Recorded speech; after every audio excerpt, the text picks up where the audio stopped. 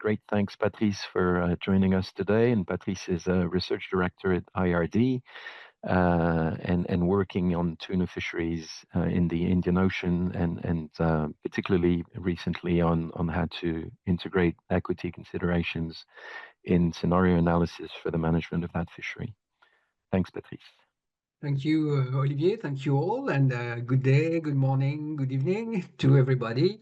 So I will speak on behalf of Alex and Alex Tidd and other co-authors. Alex is a contractual researcher at IRD and working on the MANFAD project coordinated by Laurent Dagorne. So the MANFAD is about the management of fish aggregating devices in the Indian Ocean. And this paper that was published this year, a few weeks ago, contributes or tries to contribute to the literature on tuna management and the analysis of tuna management in the IO, because many papers advocate for more fairness and equity in the allocation of access rights at IOTC, the Indian Ocean Tuna Commission. But they do so on a political ground. And there is a serious opposition between coastal countries having claims on tuna resources and offshore fleets, distant fleets coming from industrial countries or developed countries. This is the main, the core of the problem, the access to resources and the right allocation criteria. For the time being, I mean, in the Indian Ocean, and it's very different in other oceans, in the West Pacific in particular, but in the Indian Ocean, the rights are allocated according to historical catches. And the claim is for other criteria having to do with the need for some countries to develop and the recognition of the resources in the different EEZ. So they're perfectly legitimate in having these claims. The case of the Indian Ocean, I would say, is peculiar as well. It's quite different from the other ocean and in the Pacific Ocean for different reasons. But first, there is artisanal fleets fishing in the Indian Ocean with many coastal countries involved. And of course, the fish stocks are shared with a distant nation. Secondly, I mean, the magnitude... Yes? Sorry, are you changing your slides? Because at the moment we only have the... No, that's still the same slide. That's basically the introduction. Sorry for interrupting. Sorry, and it's a bit long perhaps. But yes, in the Indian Ocean as well, the situation is peculiar because of the high seas, the presence of high seas, which represent half of the catch and which is different in the Pacific. Also, they have the joint interest between a few developing states and industrial fleets regarding landings, for instance, for the requirement of the fish canneries, the processing units. And you have on top of that geopolitical issues as well, around territorial conflicts between UK and Chagos, for instance, France and Comoros, or with Madagascar and the scattered island. So there are many different inputs there that makes the case study quite interesting. So I suggest a summary for those who want to leave early. This is a summary of what we've been doing in this paper. So it's about the conflict of catch allocation, I said, but around FAD use as well, FAD management, fish aggregating devices, and the catch allocation issue. So for the method, we used an operating model of stock assessment that is inspired by the model in use in the Indian Ocean. We created 5 scenarios of FAD management, and then we looked at the projection over a decade. Okay, and we combine these projections. So what happens to the stock to the catch, to the recruitment and fishing mortality throughout time. But as well, we apply a matrix, equity matrix, but that's very simple, simple mean to assess the consequences of management measures in the distribution of the catch between the different fleets targeting these resources. So you have here the scheme of the situation in the Indian Ocean, and we start, of course, and we focus on the yellowfin case, because the yellowfin case is more interesting because it was considered until recently as an overfished and subject to overfishing stock. Okay, but I said recently because things have been changing since December, so it's very recent. But there was a committee, scientific committee, changing totally the parameters that were used so far, and the parameters regarding natural mortality in particular and recruitment were assessed so far. So they changed it, and then it moved from the red quadrant, the red square of the Kobe matrix, to the green one. So it's quite spectacular, and so you see the likelihood of being green for now regarding yellowfin is 89%.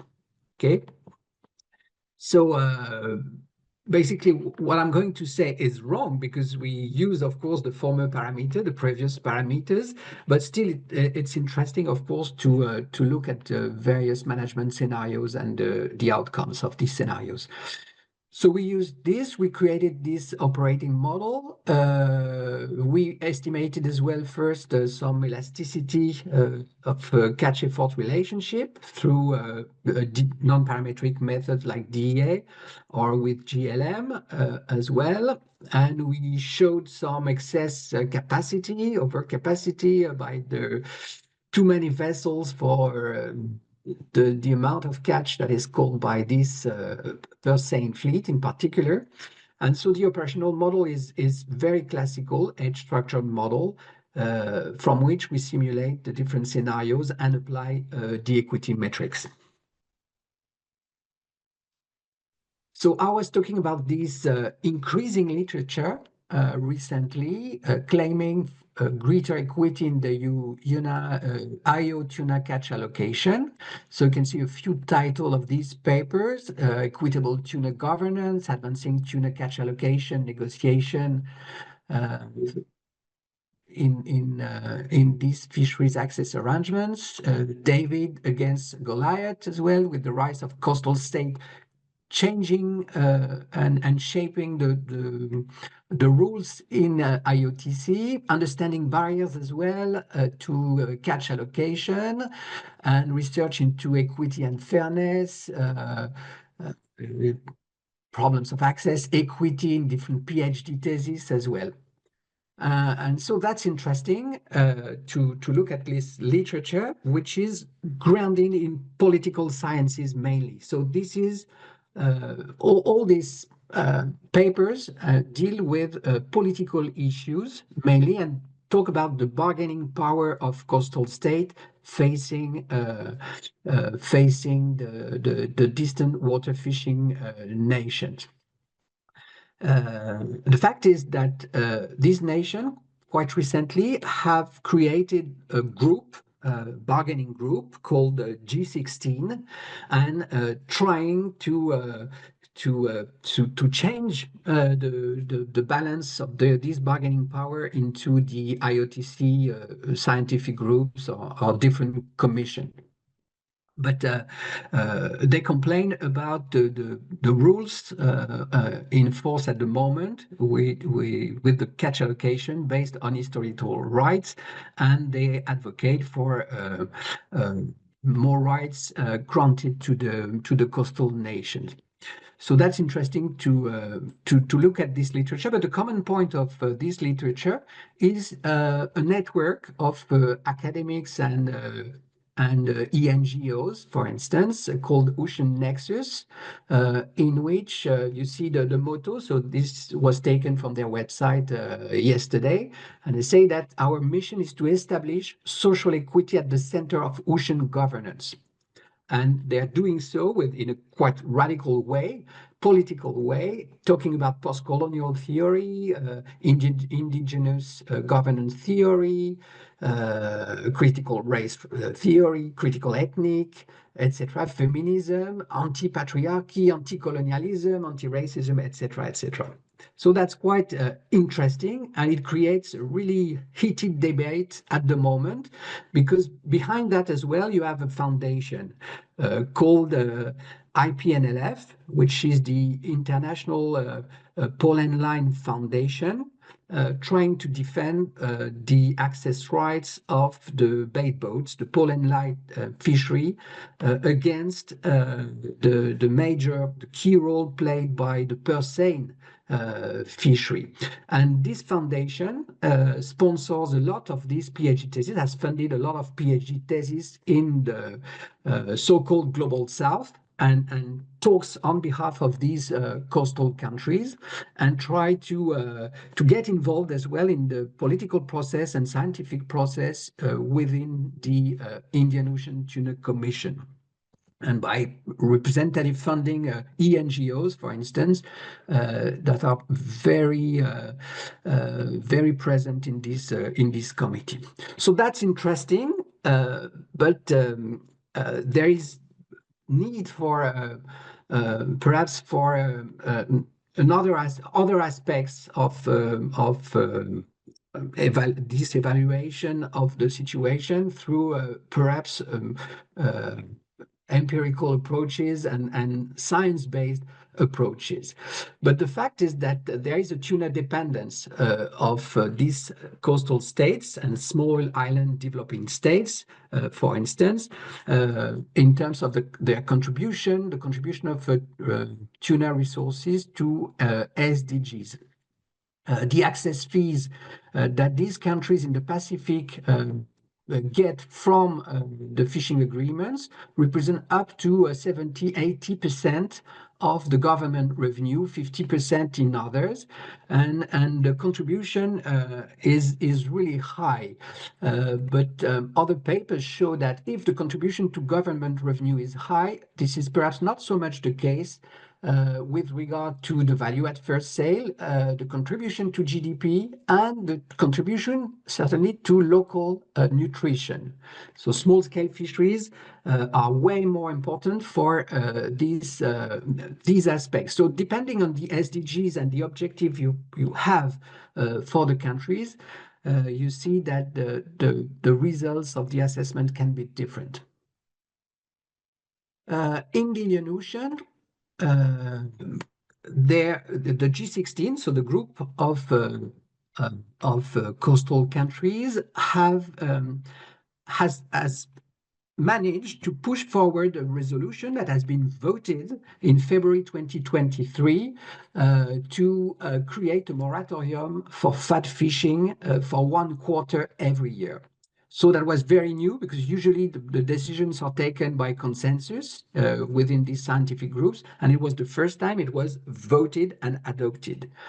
But soon after this adoption, I mean, there were objections from several countries, and not only countries from the north, like the EU, for instance, or Asian countries, but as well country from developing countries like Thailand, for instance, or Philippines, or Kenya, Yemen, and others, against this resolution. And as soon as you have 1/3 of objections out of the members of the IOTC, then no one is bound to the resolution itself, and it's basically it's cancelled. I mean, you could consider that the decision will not be applied.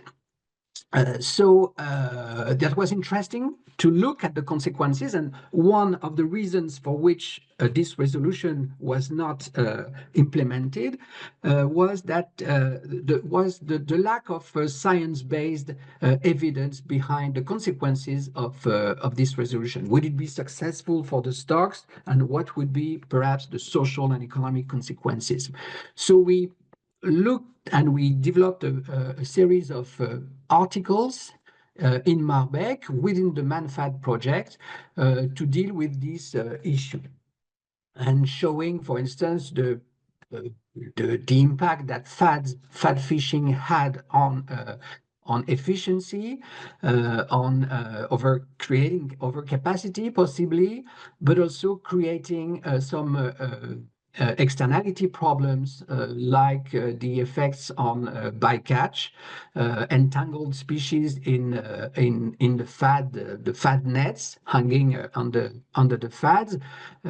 You had the bycatch of juveniles as well, or catch of juveniles for the targeted species, but which can be problematic. You have these fads are sinking, creating pollution problems, with stranding. So it's big issues for the coastal countries. And you have bycatch of non-target species like silky sharks, for instance, and that was one of the papers was dealing with this issue and trying to assess the social cost of this measure. But at the same time, you have entangled interests, which are forgotten usually by the G16, where the access to resources is swapped against an access to markets as well, within EU ACP agreements in particular, because of the rule of origin. If the fish is caught by local vessels or by EU vessels, then it's entering into the EU market duty-free, okay, with no tariff. So that's one of the reasons as well for the landings in and the settlement of canneries in these countries that can export to the market. And you have spillover effect, of course, for these countries, because the vessels landing there are spending, of course, making a few expenditure that benefit to the country, and you have macroeconomic impact. So we try to measure that as well in our paper, try to look at the consequence for a single developing countries there, the Seychelles case in particular, and we looked as well at the consequence for the purseine fleet of this FAD moratorium for a quarter. So that's the kind of work we're doing in order to feed the debate and to try to bring science-based evidence behind the decisions that are taken in IOTC. So this is the paper I'm talking about. Just to show quickly a picture of the situation. So you have these industrial fleets that started in the 50s for the longliners from Japan first and then Taiwan. And the purseine fleet itself started in the early 80s by the French and then the Spanish vessels that came, and other flagged vessels entering this fishery. But you have also small-scale fisheries, so they're targeting the same vessels, the same resources, sorry, with bay boats, with gill nets, hand line, trolling line, long line, that can be industrial long line or coastal long line, and you have the share of these different gears, meaning that the small scale are not that small, because they represent more than half of the catch nowadays in the Indian Ocean, and the industrial fleets like longline or purseine represent only 45%. But between these artisanal vessels and the industrial vessel, offshore fleets, you have interactions that can be ecological, because the fishing on fads mean that you will catch more small tunas, including juveniles of yellowfin or big-eye tuna, that can be targeted in deeper water by longliners, for instance. So you have this type of interaction that can be technological, can be economic as well, because the markets that are targeted can be the same. and the eco-label certification matters, for instance, and there's competition between the sourcing. So you have tensions at IOTC within the 30 members or contracting parties at IOTC around catch allocation, about drifting FADs. And you see here the number of countries belonging to IOTC with different dates of entry for the country, with this RFMO created in 1994 by FAO. So multiple stakeholders, multiple interests, entangled or joint interests sometimes, and there is a need to understand the nature of these interactions and this conflictual access to resources. Things that have been done, for instance, and presented in this webinar, I think, by Dale Squires, trying to work on equity and fairness principle to support a better allocation. This gives as well a picture by the most recent catch allocation that has been made for yellowfin tuna. So in December 24 for 2025. And you can see that when summing up, I mean, the catch quota, the catch limits concerning either the distant fleets, the purseine fleet in particular, you reach more than 60% of the quotas. So you had to sum up the EU quota with the Seychelles one, because the Seychelles flagged fishing vessels belong to Spanish company in particular. That is the case in Mauritius too.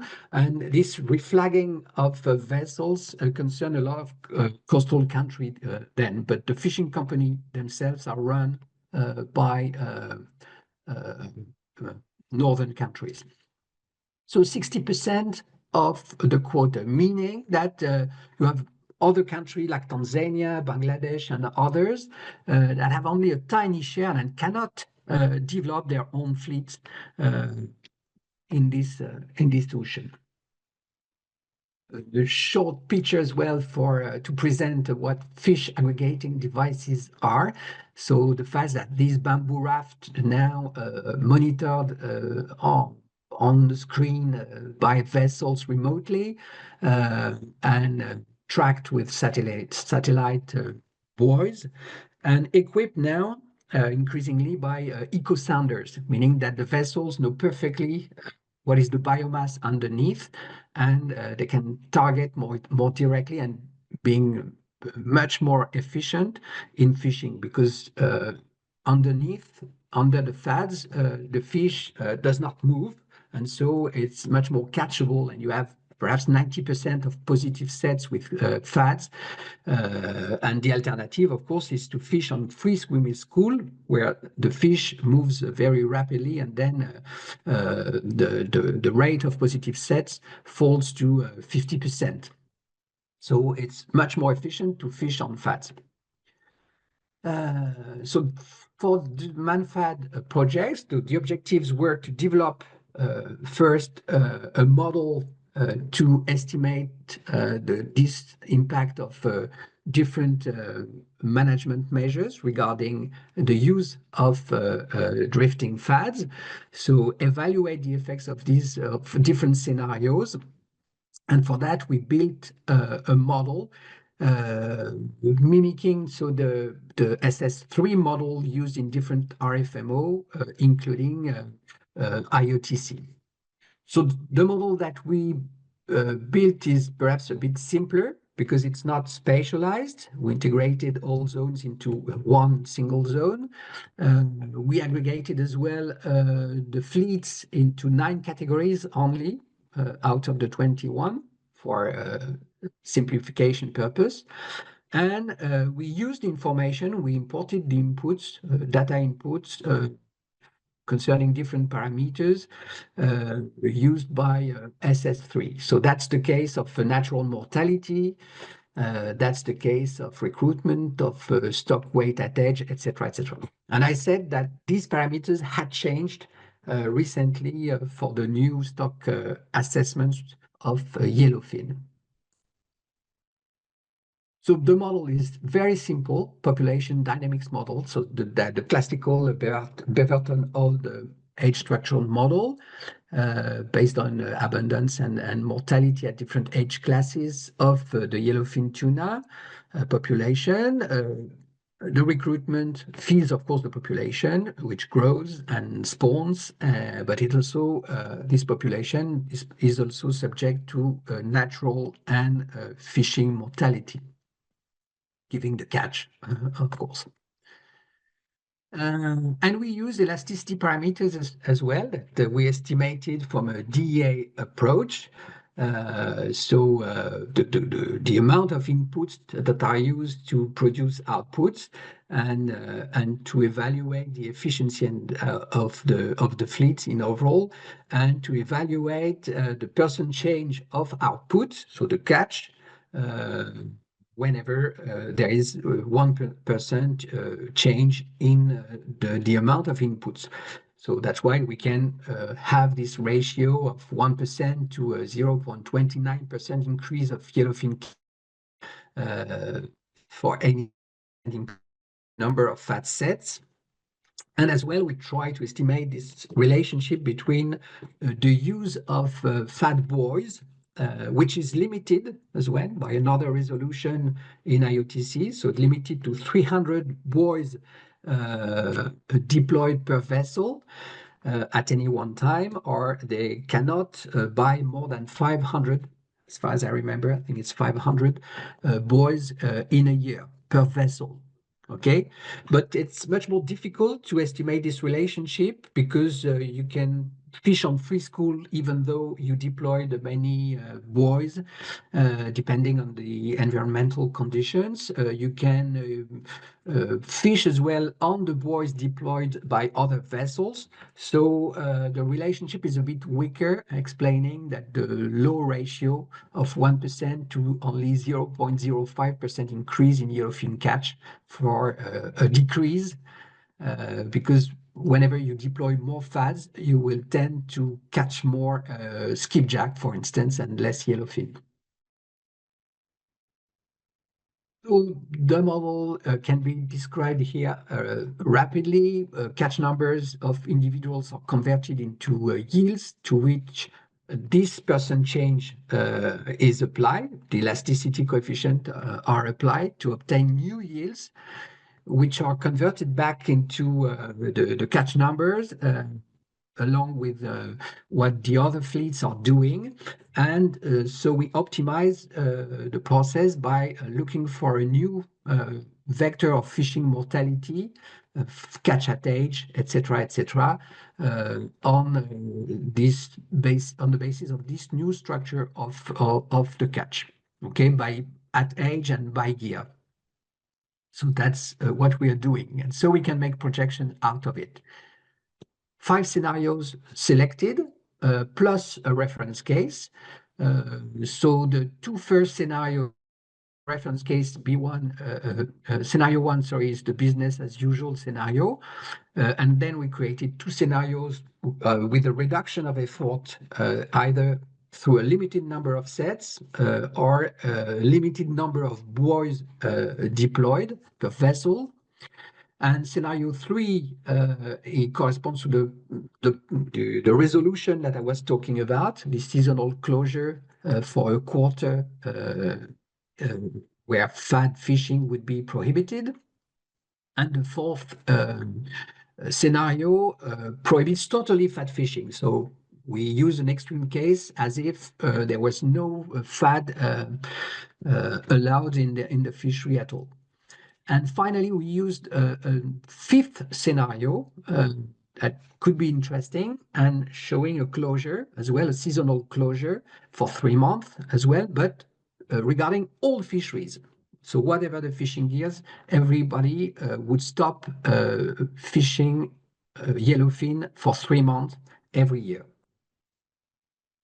And these are the results after 10-year projections. So the results show first contrasting trends So you have 4 plots for the catch, for the fishing mortality, for the spawning stock biomass, and recruitment. And the results show these different trends between scenario. If you look at the stock, the level of stock, you can see, for instance, that the recovery of the stock is much faster and much more significant with scenarios 4, which is the full ban of fat fishing, and scenario 5, which is the 3-month closure for everybody, for all fisheries.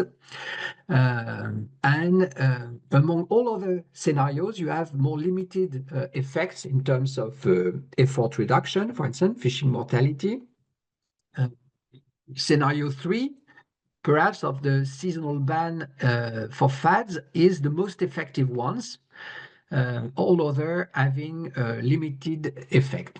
So we can see the results on the Kobe matrix, and you see that after 10 years, so these are the results after 10 years, only scenarios 4 and 5 can get back to the green square of the Kobe matrix, are successful at least to this movement. But remember that this projection should be reconsidered now on the basis of new parameters, biological parameters. And other scenarios like the reduction of fat sets or the reduction in the number of buoys has very, very limited effect on stocks and catch and recruitment or fishing mortality. We can as well present the results by fishing gear.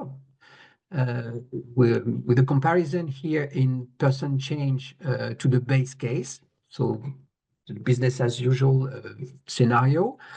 And we can see that the impact, of course, of the full fat ban is the most spectacular in terms of redistribution, the way the catch is redistributed between the different gears, with, of course, 100% loss for the fat fishery, but compensated by gains ranging between 20 and 50%. So 15% more catch than the base case for all other gears.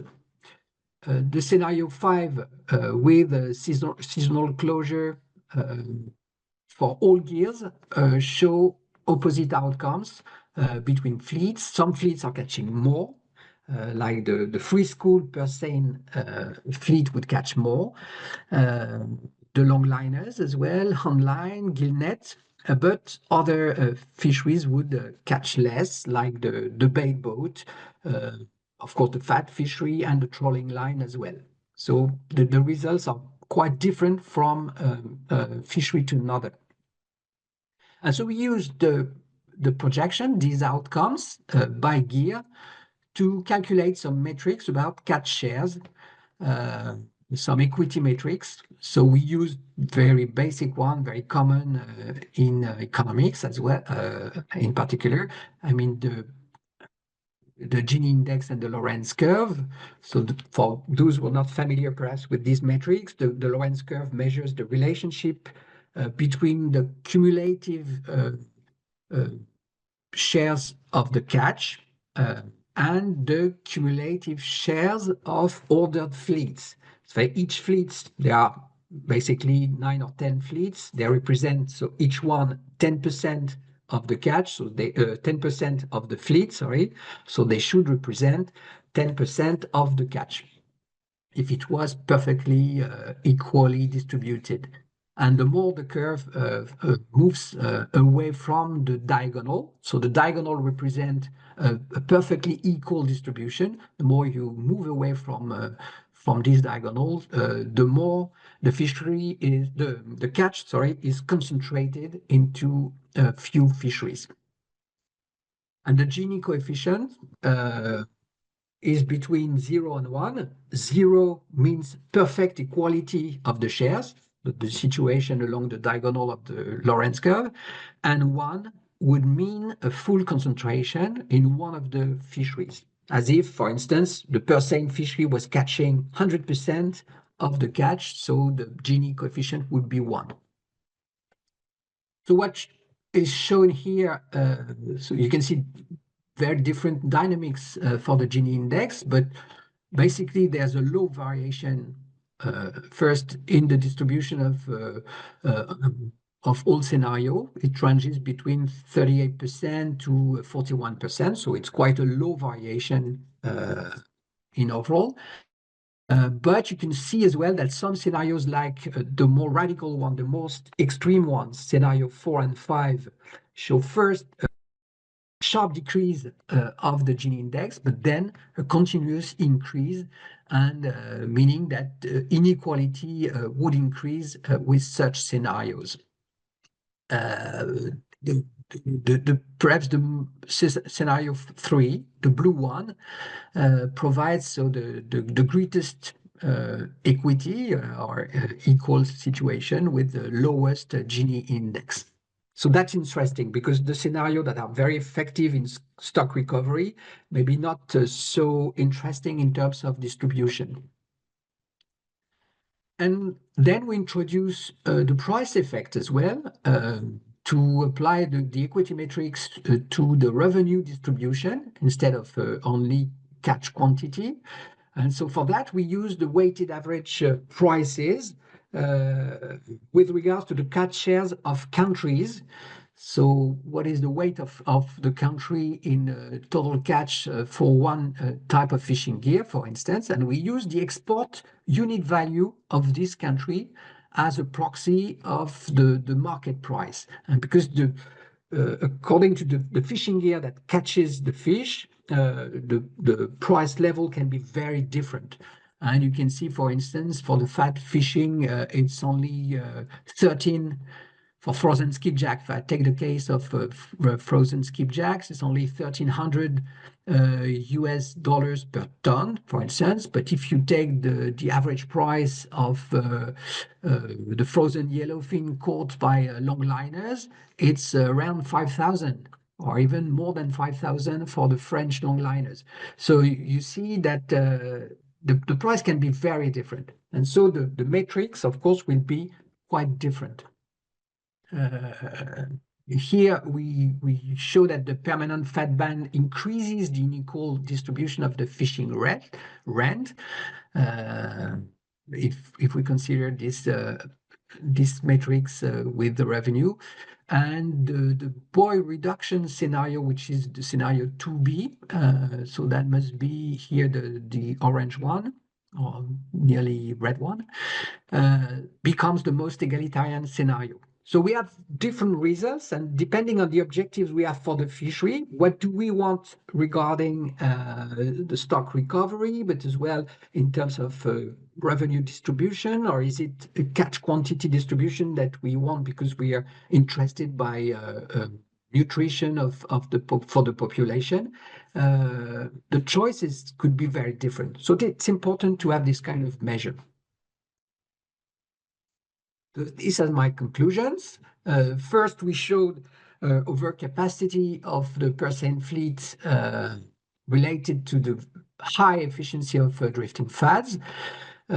We tested some scenarios, 5 scenarios, and we showed that the full prohibition of drifting fads or the seasonal closure of all fisheries are those benefiting the most to the recovery of the yellowfin stock.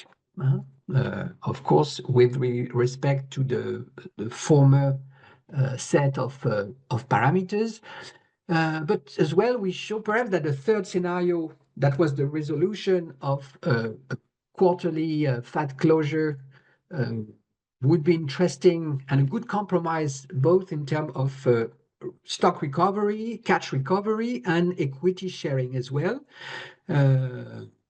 Especially for the small-scale fishery, which benefit a lot from this closure, and also offshore longliners. So that could be interesting to consider.